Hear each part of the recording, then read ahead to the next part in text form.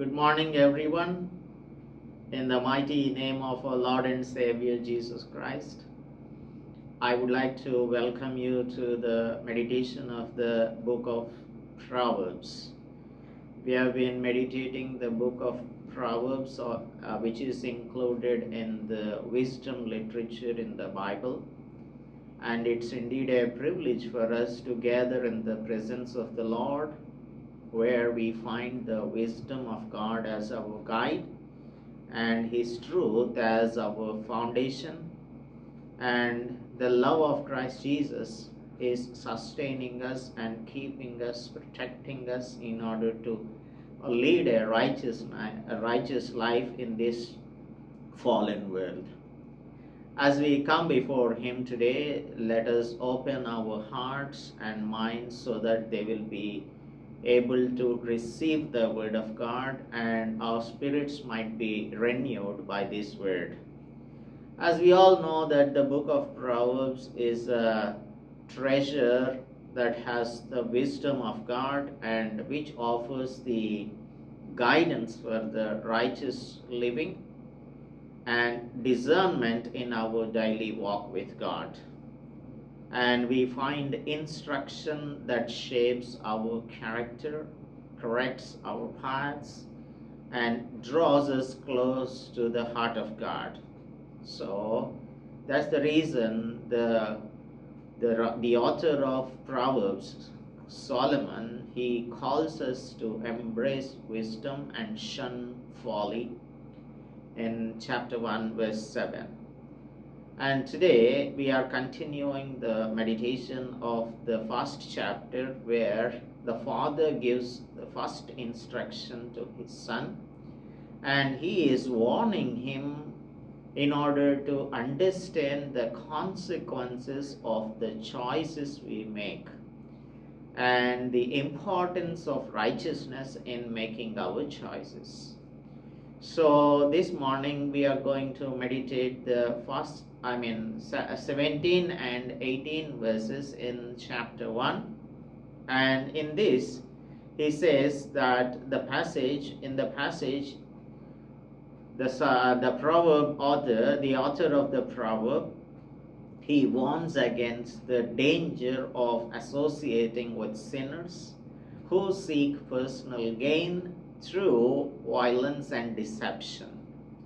So these verses emphasize the futility of the actions and self-destructive nature of the people who do not believe in God. So as we are going to meditate these verses, let us ask for the guidance of the Holy Spirit. Parishuddhuda ma priya Prabhuva ma rakshaka ma deva.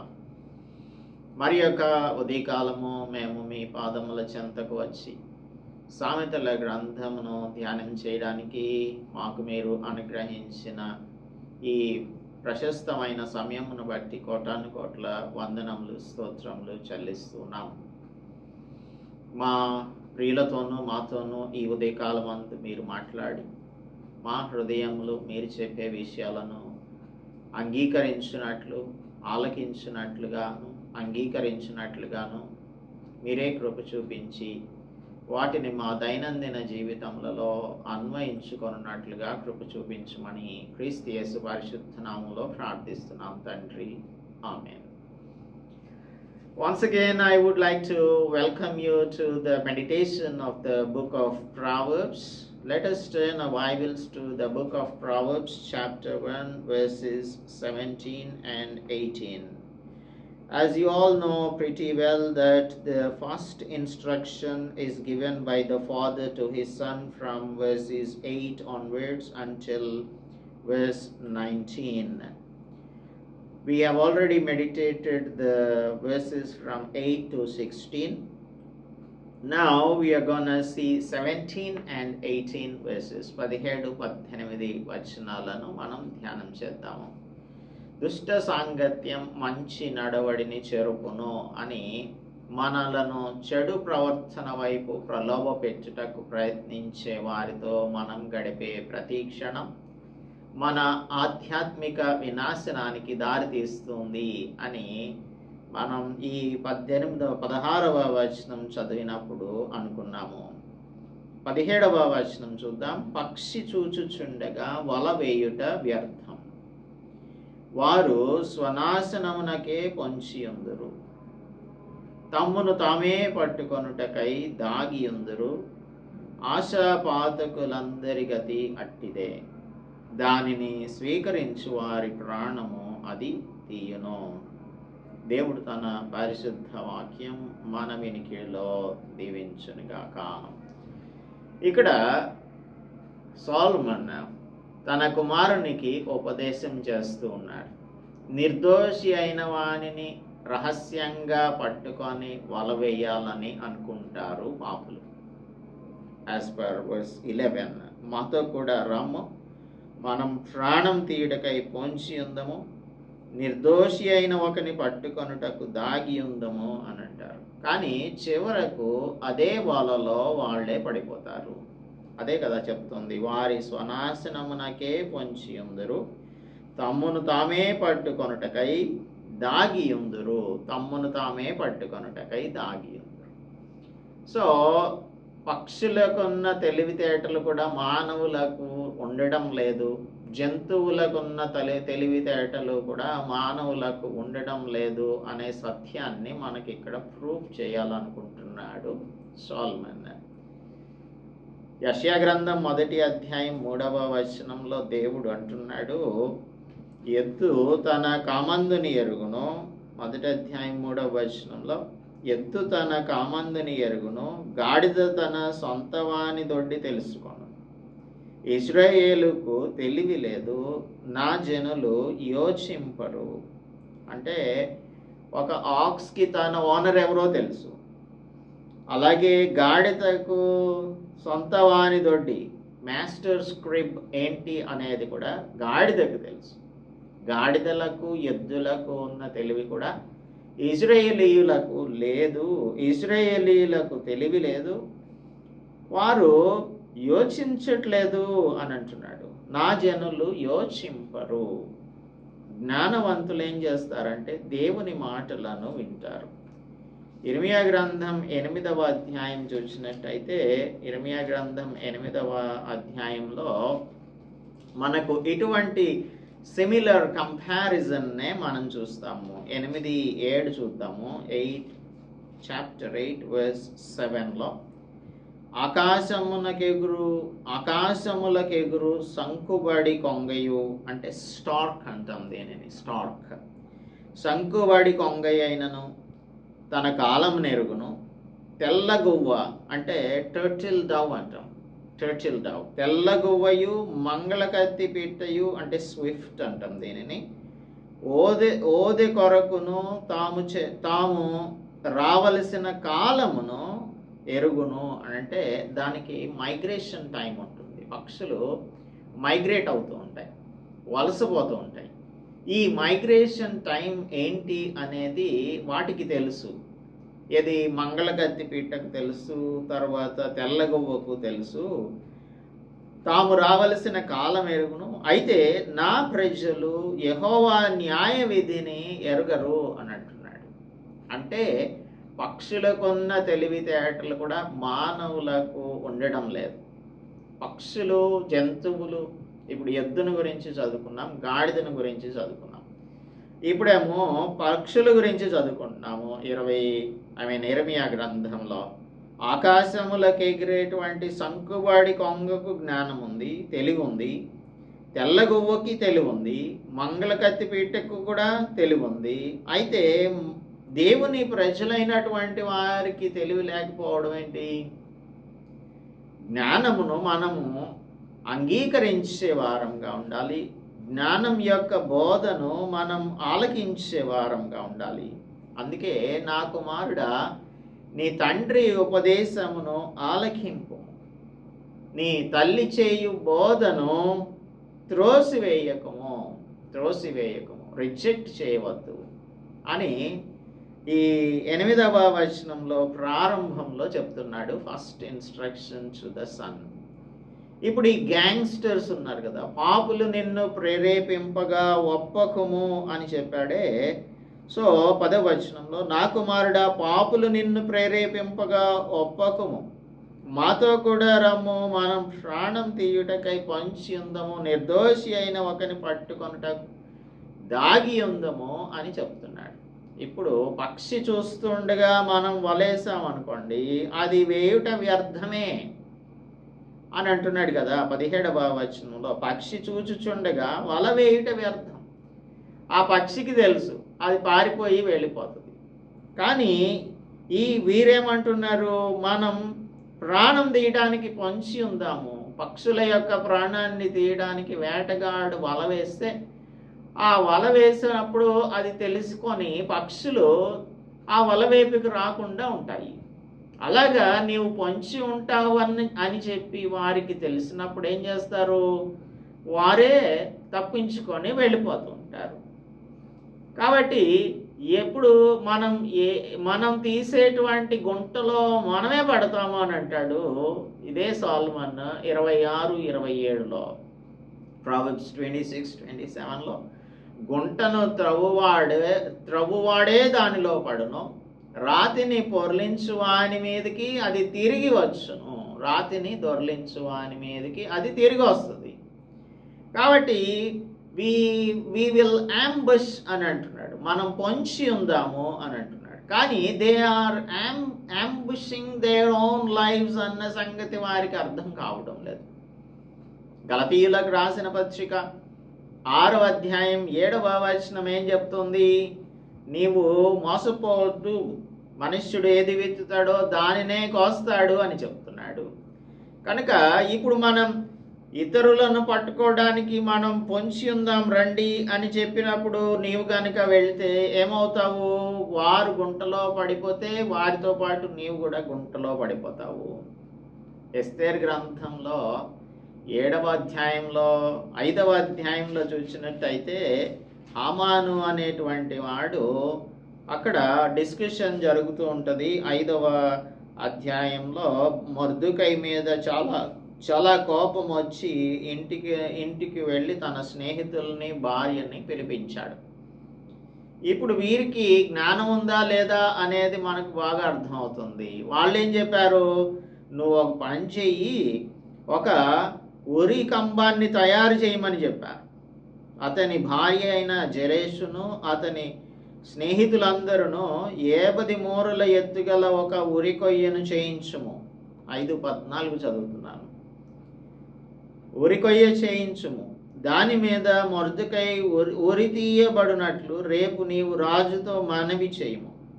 తర్వాత నీవు సంతోషంగా రాజుతో కూడా విందుకు పోదువు అని అతనితో చెప్పారు. ఇటువంటి ఫూలిష్ ఫ్రెండ్స్ ఉంటారు. మనకు ఒకటే సంచి, మనందరికీ ఎప్పుడు ఏది అవసరమైతే ఆ సంచిలో నుంచి డబ్బులు తీసుకోవడం, వెళ్ళి ఖర్చు పెట్టుకోవడం. అంటే ఇతరుల దగ్గర నుంచి కొట్టేసిన సొమ్మును మనం చక్కగా ఎంజాయ్ చేద్దాం రండి అని పిలుస్తున్నారు కదా పాపులు. వీడు కూడా ఇక్కడ హామాను కూడా వీరు చెప్పినటువంటి మాటలు యుక్తంగా కనిపిస్తున్నాయి, ఫూలిష్నెస్ లాగా కనిపించడం లేదు. భక్తిహీనులకు ఈ భక్తిహీన సంబంధమైన క్రియలన్నీ కూడా చాలా తెలివి కలిగిన క్రియల్లాగా కనిపిస్తాయి, తెలివి కలిగిన ఆలోచనలని అనుకుంటూ ఉంటారు. ఈ సంగతి హామానుకు యుక్తంగా కనబడినందున అతడు ఉరి కొయ్య ఒకటి సిద్ధం చేయించాడు. ఎంత 50 క్యూబిట్స్ గ్యాలస్ని తయారు చేయించాడు. తయారు చేయించితే 7వ అధ్యాయంలో మనం చూసినప్పుడు చివరి వచనంలో రాజు దాని మీద వానిని, అంటే ఇక్కడ ముందుగానే చెప్పారు 9వ వచనంలో, రాజు ముందు 2 షండులలో హర్బోనా అనే ఒకడు ఏలినవాడ చిత్తగించుము, రాజు మేలు కొరకు మాట్లాడిన మొర్దుకైని ఉరితీయుటకు హామాను చేయించిన 50 మూరల ఎత్తుగల ఉరికొయ్య హామాను ఇంటి వద్ద నాటబడి ఉన్నది అని రాజుగారితో చెప్తే, అయితే దాని మీద ఉరితీయండి హామానుని అని ఆజ్ఞ ఇచ్చేశాడు.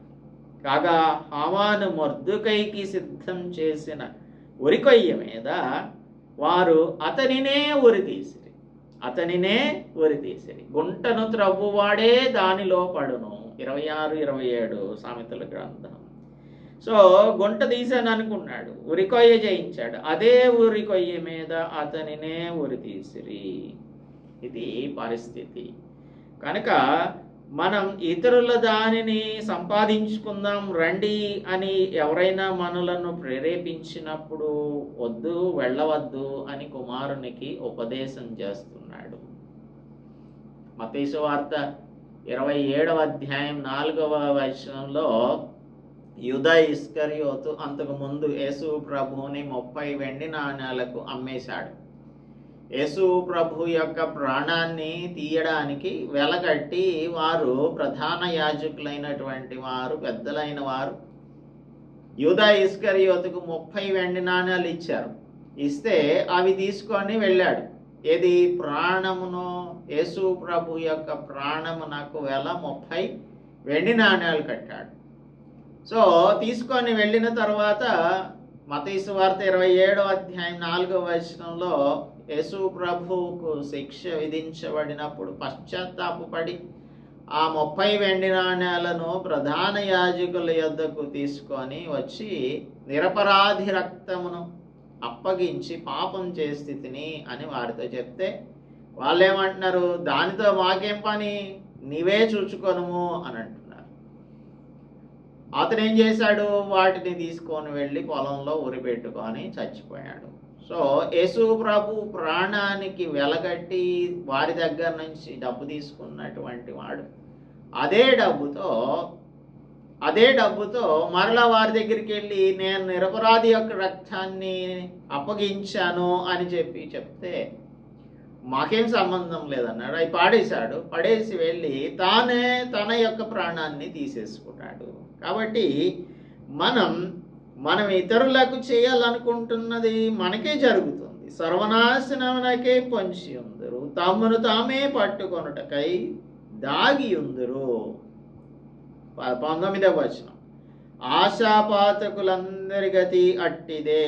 So are the ways of every one who gains by violence. ఇతరులను మోసగించి, ఇతరుల యొక్క రక్తమును చిందించి, ఇతరులను మనం పాడు చేసి వారి యొక్క ఆస్తిని లేదంటే వారికి సంబంధించిన దానిని మనం మనదిగా చేసుకున్నప్పుడు, మన సొంతం చేసుకున్నప్పుడు ఖచ్చితంగా మనకు ఇదే పరిస్థితి వస్తుంది. ఆశాపాతకులందరి గతి ఇంతే అని చెప్తున్నాడు. కాబట్టి మనం ఏం చేయాలి? మన యొక్క ఆశలన్నీ కూడా ఏ విధంగా ఉండాలి, మన యొక్క క్రియలు ఏ విధంగా ఉండాలి, మన యొక్క ఆలోచనలు ఏ విధంగా ఉండాలి?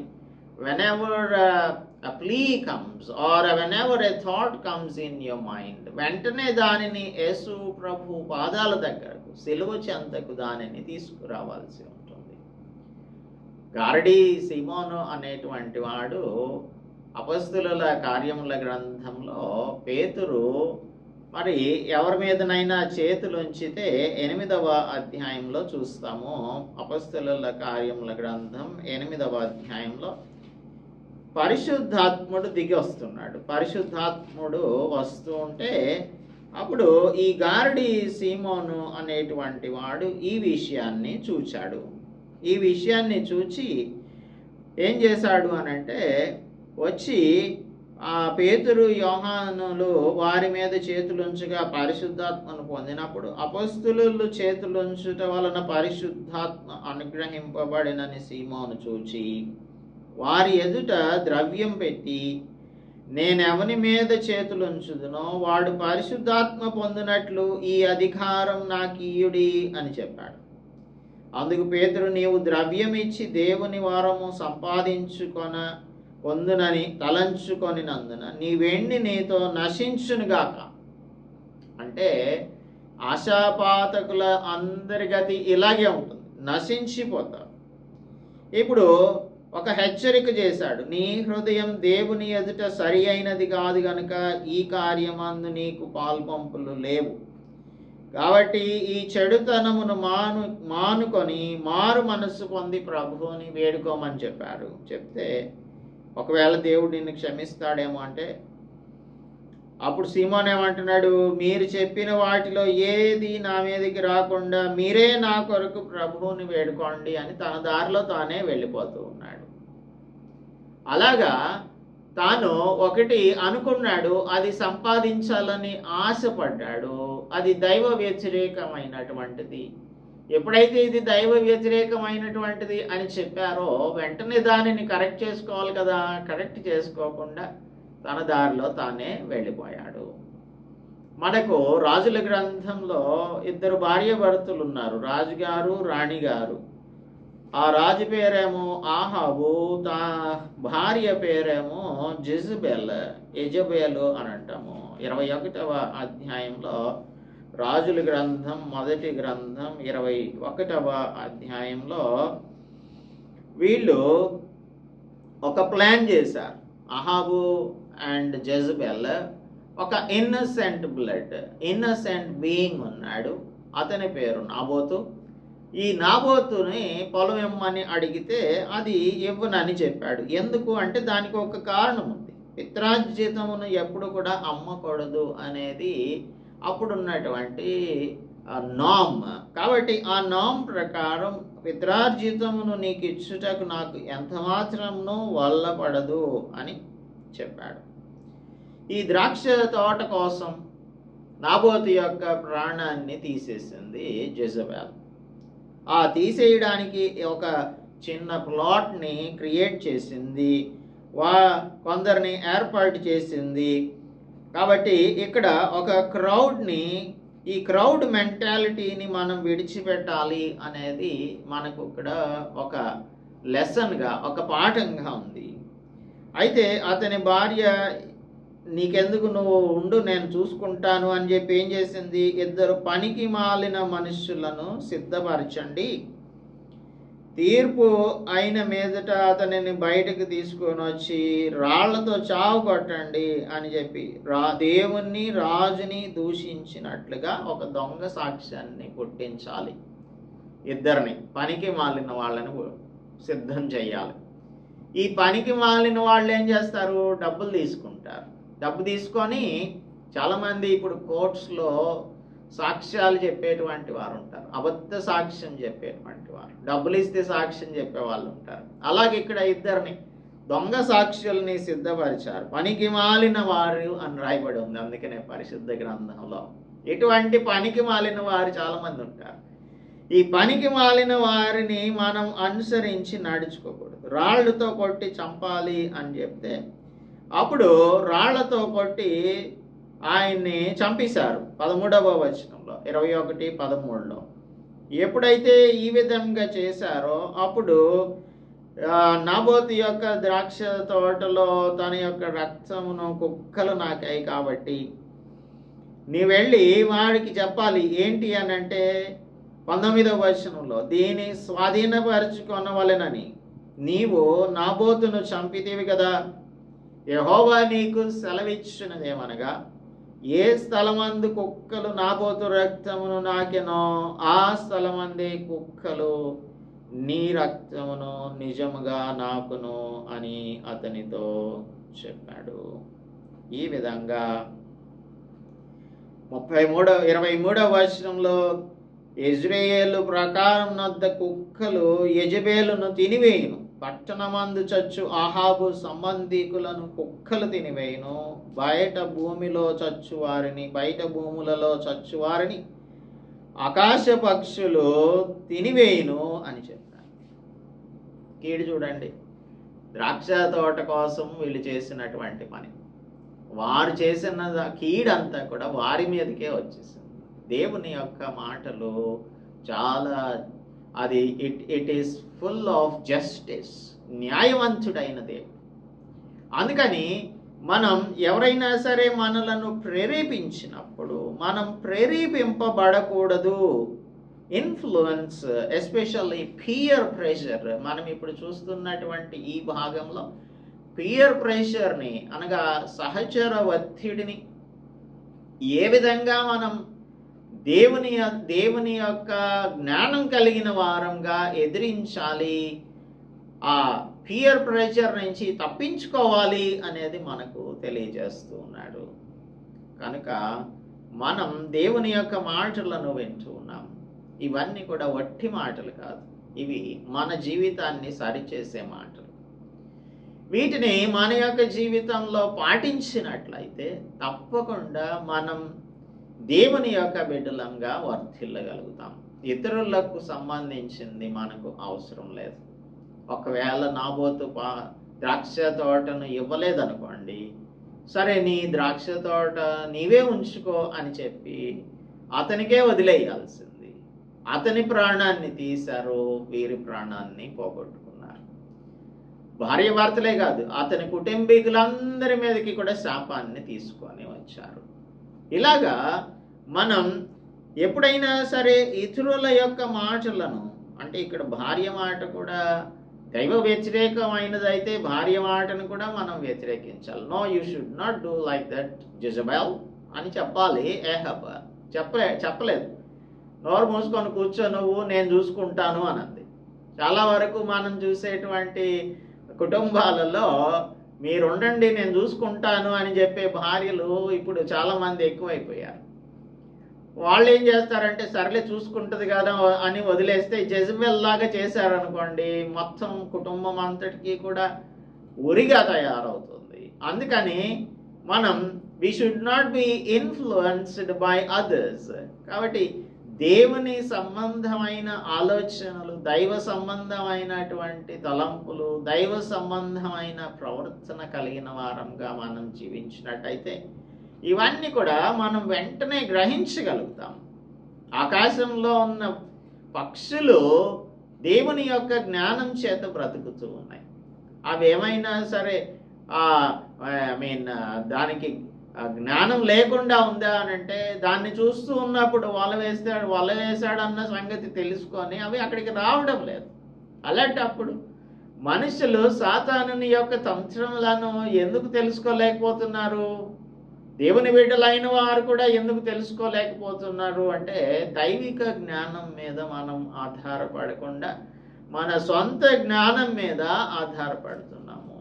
అందుకనే మనకు సోలమన్నే చెప్తూ ఉంటాడు, ఏంటి అంటే నీ సొంత ఆలోచన మీద నీవు ఎప్పుడు కూడా ఆధారపడవద్దు. 3వ అధ్యాయం 5వ వచనంలో నీ స్వబుద్ధిని ఆధారం చేసుకొనక నీ పూర్ణ హృదయంతో యెహోవా యందు నమ్మిక ఉంచుము.